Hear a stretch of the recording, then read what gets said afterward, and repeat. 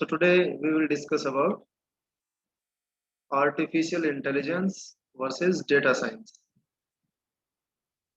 Is artificial intelligence क्या होती है और data science क्या है, and their little bit comparison.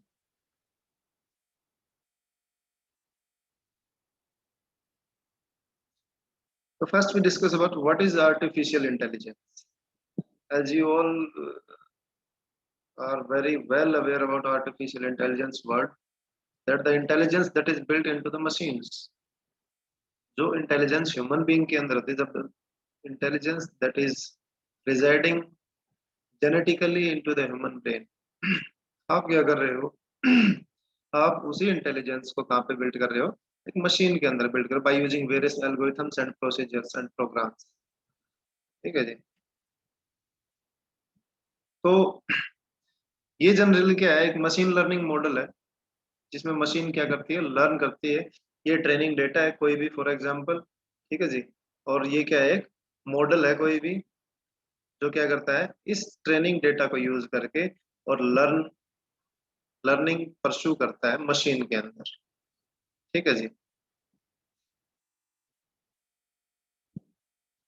और जब वो लर्निंग करता है तो क्या होता है, इट गेट्स प्रिडिक्शंस. ठीक है जी. अब वो प्रिडिक्शन जो है, इट कैन बी राइट और इट कैन बी रॉन्ग. कि जैसे ही आपने ट्रेन किया सिस्टम को, मशीन को, उसके बाद कोई नया डेटा आएगा आपके पास. ठीक है जी.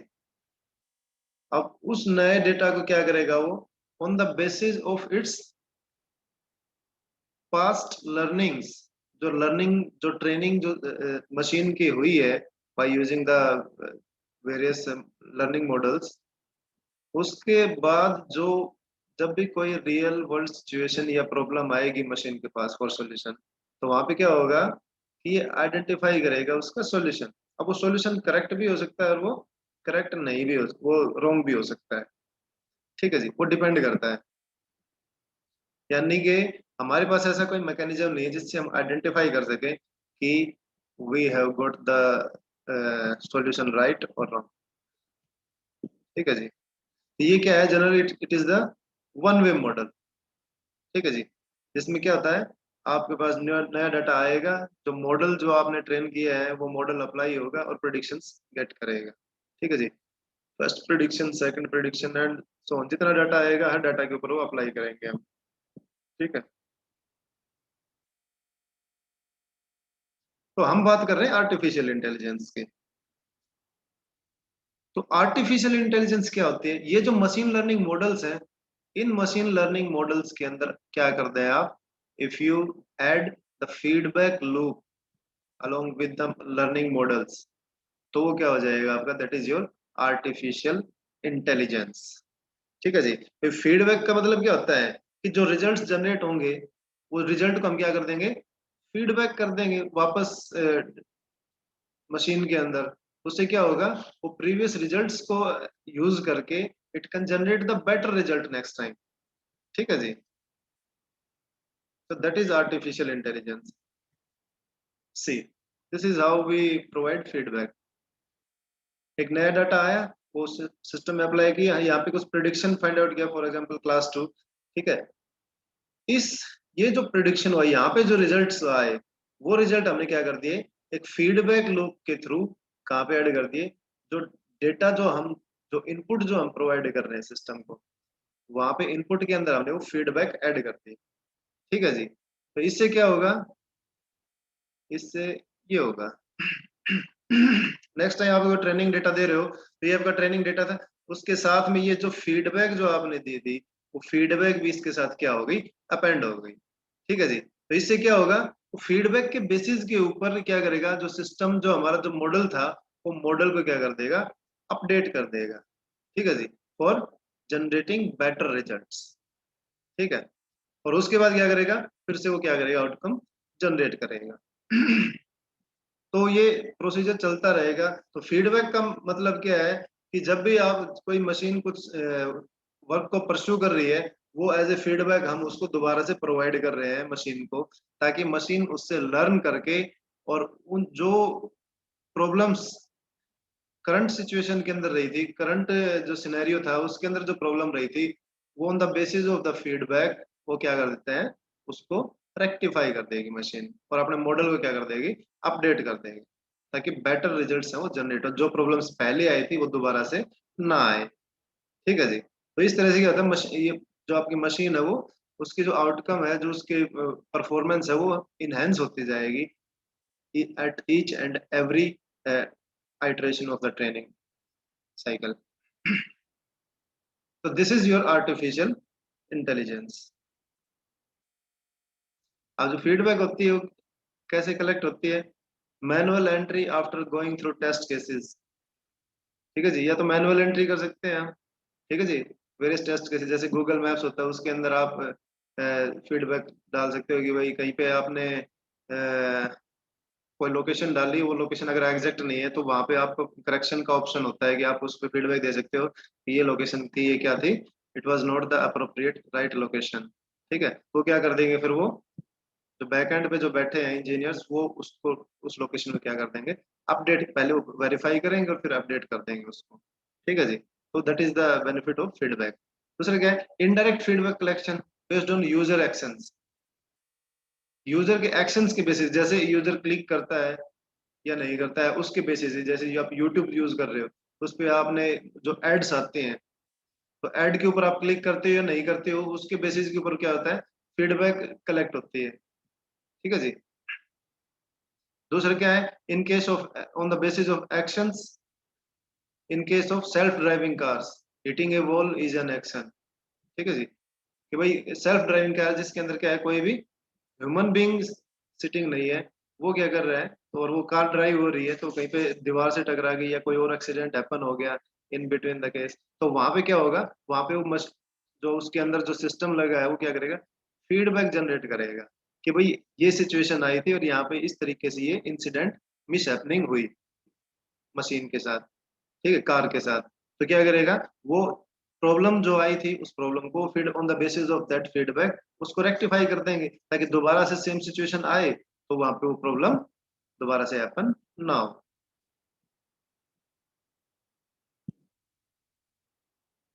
एप्लीकेशंस ऑफ आर्टिफिशियल इंटेलिजेंस, आपको पता ही है, आर्टिफिशियल इंटेलिजेंस आज के दिन ऑलमोस्ट मोस्ट ऑफ द जो टेक्नोलॉजी चल रही है उन सब के अंदर एआई एम्बेडेड है। ठीक है, आपकी सेल्फ ड्राइविंग कार्स हो गई, आपका ये जो वॉइस असिस्टेंट्स हैं जितने भी, चाहे वो एलेक्सा है या आपका गूगल है, सिरी है, और जितने भी हैं, ठीक है, इनके अंदर भी एआई बिल्ट है। रिकमेंडेशन सिस्टम्स, जो आप फ्लिपकार्ट अमेजन यूज करते हो, ठीक है, उसके ऊपर जब भी आप प्रोडक्ट्स को सर्च आउट करते हो, तो क्या करता है वो, दोबारा से जब आप उसको विजिट करते हो पोर्टल को, तो वो सिमिलर आपको रिजल्ट्स जो आपने लास्ट टाइम जो सर्च किए थे जो प्रोडक्ट्स, उन प्रोडक्ट से रिलेटेड आपको प्रोडक्ट्स वो रिकमेंड करता है ऑन द होम स्क्रीन। ठीक है, वो क्यों करता है कि that is a recommendation system. वो रिकमेंडेशन सिस्टम क्या करता है, वो यूजर के इंटरेस्ट को स्टोर कर लेता है। ठीक है, आप जिस तरीके से सर्च करते हो, जिस तरीके से आप नेविगेट करते हो पोर्टल को, वो सारे इंटरेस्ट, जो सारी एक्टिविटी है, वो पूरी आपकी क्या कर लेता है, वो स्टोर कर लेता है। तो नेक्स्ट टाइम जब आप आते हो तो आपको बेटर रिजल्ट्स, आपको बेटर एक्सपीरियंस देने के लिए वो क्या करता है, वो रिलेटेड रिजल्ट्स आपको रिकमेंड करता है रिलेटेड टू प्रोडक्ट्स। ठीक है।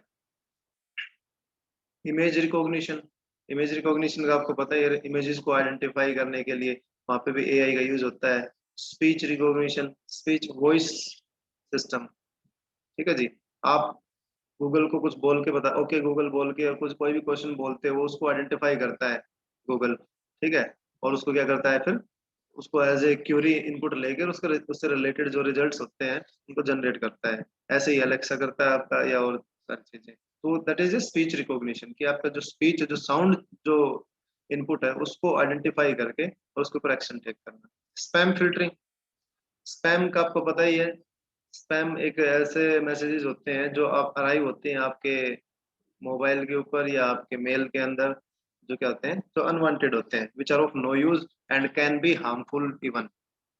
तो ठीक है जी, तो वो क्या हो सकते हैं, दे कैन बी डेंजरस, उनके अंदर कोई वायरस भी हो सकता है, कोई मैलिशियस सॉफ्टवेयर प्रोग्राम हो सकता है। ठीक है, that can harm your system, that can harm your device. ठीक है। तो उसके लिए क्या कहते हैं, स्पैम फिल्टरिंग के अंदर भी एआई काम करता है। ये पैटर्न्स को आइडेंटिफाई करता है, कीवर्ड्स को आइडेंटिफाई करता है। ठीक है। और ये जो सेंडर जो होता है उसके एड्रेस को भी ये क्या करता है, कैप्चर करता है। ठीक है। और on the basis of that ये क्या करता है, ये फिल्टर करता है कि कौन सा मैसेज जो है स्पैम है, कौन सा मैसेज क्या है, नॉर्मल मैसेज है।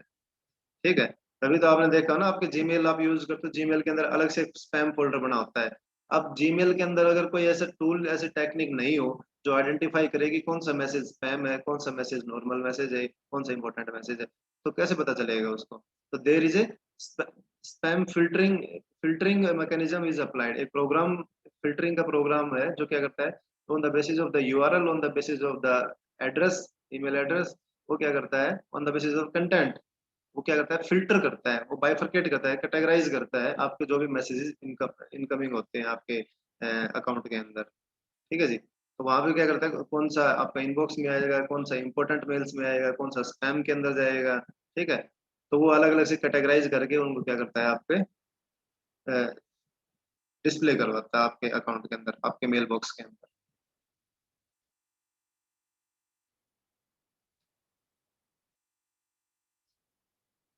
तो कह रहा है जी, machine learning is a subset of artificial intelligence. अब जो मशीन लर्निंग जो होती है वो डेफिनेटली आज जो आर्टिफिशियल इंटेलिजेंस उसका क्या है, एक सबसेट है। जैसा कि हमने अभी देखा अभी था कि मशीन लर्निंग का क्या होता है, वो सिर्फ मशीन को लर्न करवाता है on the basis of the data set that is available to it. ठीक है। और on the basis of that machine learning, learning आगे एक्शंस परफॉर्म होते हैं बाय द मशीन। ठीक है। तो जो एक्शन परफॉर्म कर दैट इज आर्टिफिशियल इंटेलिजेंस। तो मशीन लर्निंग क्या है, उसका एक पार्ट होता है और आर्टिफिशियल इंटेलिजेंस का। Then comes data science. Data science तो जी हम पढ़ ही रहे हैं इतने दिन से। ठीक है। डेटा साइंस ही पढ़ने लग रहे हैं, डेटा साइंस क्या है, कैसे है, क्यों होती है, क्या टूल्स है, सब कुछ हम पढ़ चुके हैं उसके अंदर। ठीक है। डेटा साइंस के बारे में तो फिर भी थोड़ा सा एक ओवरव्यू देख लेते हैं as a comparison. Data science क्या होता है, ये data driven decision making process है जी। डेटा साइंस के अंदर हम क्या डील करते हैं, हम डेटा के साथ डील करते हैं, हम डेटा को क्या करते हैं, रिफाइन करते हैं और उसको क्या करते हैं, यूज करते हैं for our specific problem area. ठीक है जी। Making sense out of data. आपके पास एक डेटा है, एक बहुत ज्यादा एक्सटेंसिव क्वांटिटी ऑफ डेटा है, आपके पास बिग डेटा है, वो सेंसलेस डेटा है, उसके अंदर कोई सेंस नहीं है, उसके अंदर कोई मीनिंग नहीं है। आप क्या कर रहे हो, उसमें से मीनिंगफुल डेटा है उसको एक्सट्रैक्ट कर रहे हो जो आपके रिक्वायरमेंट का है। Finding hidden patterns in the data, कोई भी हिडन पैटर्न्स होते हैं वो आइडेंटिफाई करते हैं डेटा के अंदर। Analysis using not just machine learning models but also using data visualisations, intelligent reports. ठीक है जी। इसके अंदर जो एनालिसिस होता है that is not just done with the help of models, लेकिन इसके अंदर हम क्या यूज करते हैं, हमने पढ़ा भी था, इसके अंदर ग्राफिकल टूल्स यूज करते हैं डाटा को विजुलाइज करके। चाहे वो ग्राफ यूज कर रहे हो आप, चार्ट्स यूज कर रहे हो या कोई और, या इंटेलिजेंट रिपोर्ट्स, जो रिपोर्ट्स जो स्पेसिफिकली फॉर्मेटेड होती हैं, स्पेसिफिकली वो डिजाइंड होती है, जिनके ऊपर आप एनालिसिस अप्लाई कर सकते हो। ठीक है जी। तो जितने भी जो आपको ये कह रहा है कि आपके जितने भी टूल्स एंड टेक्निक्स हैं डेटा एनालिसिस के लिए, क्योंकि डेटा साइंस एक ऐसे एक ऐसा एरिया है जो स्पेसिफिकली डील करता है साइंस को यूज करके डेटा के रिफाइनमेंट के लिए, डेटा के एनालिसिस के लिए। तो जितने भी टूल्स एंड टेक्निक्स एग्जिस्टिंग है वो सारे के सारे किसके अंडर में आते हैं, आज के दिन सारे के सारे वो डेटा साइंस के अंडर में आते हैं, एनालिसिस टूल्स जितने भी हैं।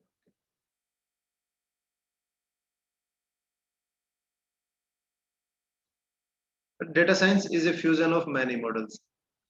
डेटा साइंस के अंदर बहुत सारी चीजें इन्वॉल्व होती हैं क्योंकि ये कंप्लीट डेटा के साथ डील करता है, उसके एनालिसिस के डील करता है, उसके रिफाइनमेंट के लिए। तो there are many fields that are related to data science जो डेटा साइंस के अंदर हेल्प करते हैं। मैथमेटिक्स, मैथमेटिकल प्रोसीजर्स, एल्गोरिथम्स भी आप यूज करते हो, स्टेटिस्टिक्स भी आप यूज करते हो, आपको सॉफ्टवेयर कोडिंग की भी जरूरत पड़ती है डेटा साइंस के लिए। डेटाबेस मैनेजमेंट सिस्टम, डेटा को मैनेज करने के लिए डीबीएमएस भी आप यूज करते हो। Data analytic tools, that is the main main thing जो आप डेटा को रिफाइन करने के लिए, उसको एनालाइज करने के लिए आप यूज करते हो। डाटा एनालिटिक्स भी आप करते हो इसके अंदर। प्रिडिक्टिव मॉडलिंग, आप मॉडलिंग जो एल्गोरिथम बेस्ड मॉडलिंग होती है जो हमने पढ़ी थी, वो प्रिडिक्टिव मॉडलिंग में आते हैं, जिसका आप डेटा को यूज करके और बेटर रिजल्ट्स आप प्रिडिक्ट करते हो। डेटा को related to the problem specific आप आइडेंटिफाई करते हो। मशीन लर्निंग हम बता ही चुके हैं, जो मशीन को लर्न करवाते हैं bye using various models and using the data from surroundings and the environment. Then deep learning. Deep learning, जो in-depth learning about a particular thing is deep learning. Means which identifies the root of every data to be related to a particular problem. Deep learning. तो ये बहुत सारे fields हैं, और भी बहुत सारे हैं। These are the some to identify जो इस पर्टिकुलर डाटा साइंस जो ऑपरेशंस होते हैं उनके अंदर इन सारी चीजों की हमें जरूरत पड़ती है। इन्हीं की हेल्प से ही हम क्या करते हैं, डेटा साइंस एक्चुअली कुछ नहीं है, इन्हीं सारी चीजों को मिला के डेटा साइंस बनता है। ठीक है। तो generally 4 major type of skills are required for data science to do. एक तो डेटाबेस से रिलेटेड आपके पास नॉलेज होनी चाहिए, एक एनालिटिक्स एंड मशीन लर्निंग की नॉलेज होनी चाहिए आपके पास, एक बिग डेटा को हैंडल करने के टूल्स एंड टेक्निक्स आपके पास होने चाहिए, और एक प्रेजेंटेशन, उसको डेटा को इफेक्टिवली प्रेजेंट करना, उसकी फॉर्मेटिंग करना, उसको रिफाइन करना की skills you require for an effective data science procedures to be done. ठीक है जी। तो अब इन 4 स्किल्स के लिए कुछ टेक्निक्स रिक्वायर्ड है जो आपके पास होनी चाहिए। जैसे डेटाबेस के लिए आपके पास डेटाबेस मैनेजमेंट की स्किल होनी चाहिए, डेटा ब्लेंडिंग, डेटा को किस तरीके से फॉर्मेट करना है, प्रेजेंट करना है, वो स्किल होनी चाहिए। क्यूरिंग, डेटा के ऊपर क्यूरीज अप्लाई करके आप उसको कोई भी इंफॉर्मेशन आपको फाइंड आउट करनी है वो आप करो। डेटा मैनिपुलेशन, डेटा के अंदर कुछ चेंजेस करने हैं, अपडेशंस करने, करेक्शंस करने, कुछ डेटा को रिमूव करना है, तो वहाँ पे आप डेटा मैनिपुलेशंस भी आपको आने चाहिए। ठीक है जी। Predictive analytics and machine learning के लिए आपको क्या होना चाहिए, बेसिक डिस्क्रिप्टिव स्टैटिस्टिक्स, आपको स्टैटिस्टिक्स की नॉलेज होनी चाहिए। एडवांस्ड एनालिटिक्स, एनालिटिक जो स्किल्स होते हैं, जो टूल्स होते हैं, टेक्निक्स होते हैं, उनकी नॉलेज होनी चाहिए आपको। प्रिडिक्टिव मॉडलिंग की नॉलेज होनी चाहिए कि प्रिडिक्टिव मॉडलिंग क्या होती है, किस तरीके से काम करती है, क्या क्या मॉडल्स उसके अंदर हम यूज करते हैं, कौन कौन से एल्गोरिथम्स यूज करते हैं, एंड मशीन लर्निंग। ठीक है जी।